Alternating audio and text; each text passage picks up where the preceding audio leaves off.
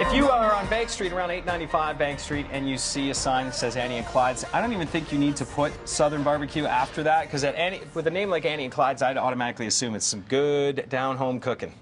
That's right. We got the name, the idea from the saga of Bonnie and Clyde. Of course, They're from West Texas, rather infamous characters. But my parents grew up in southern Oklahoma, and I do have a lot of relatives in the Dallas-Fort Worth area. So nice. Since my wife's name's Annie and my name's Clyde, perfect. We thought it would be a Clyde Ross from Annie and Clyde Southern Barbecue on Bank Street.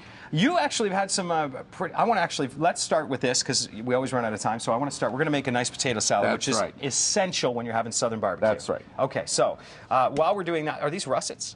These are red potatoes. Little red they potatoes? look like this, oh, yeah, great. Right here. Beautiful. Now, what you first do is that you have to cook them. Of course, you dice them up, then you cook them. Mm-hmm. These are fully cooked. Okay.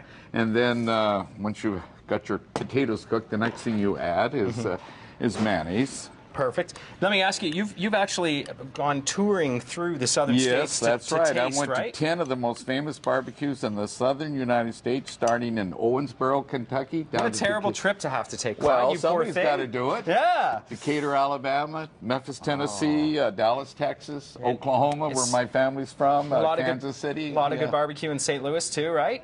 Never made it to St. Louis, but we did make it to Memphis. Okay, cool. And that's one of the more popular spots in Kansas City. So now we've added the mayonnaise. Okay. Next thing we're going to add is some green onions. Oh, yeah. Perfect. Yes. A little bit of sweet relish.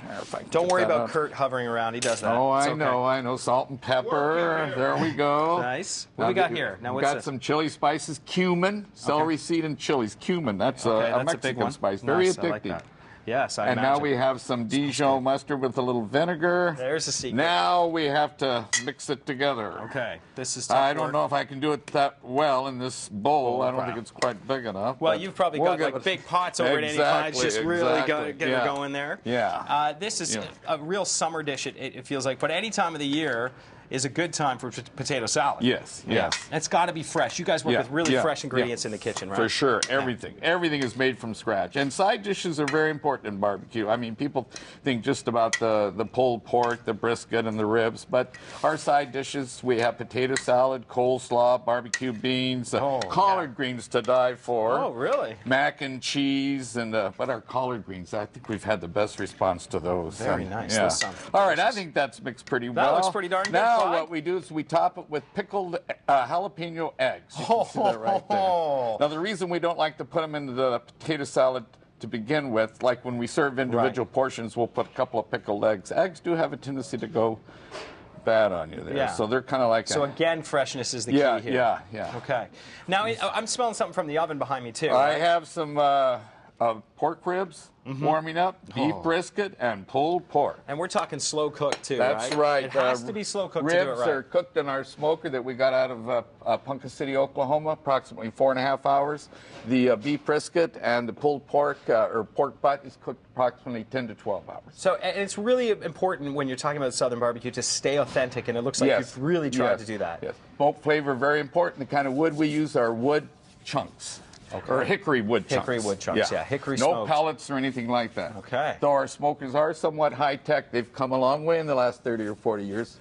They're still authentic when it comes to the end product. You're not a big corner cutter. Doesn't look like. No. You'll take your time. Oh, That's the way, because you can taste it. That's the only way you can stay in business today. And when you're down south, they must have told you got to make it with love.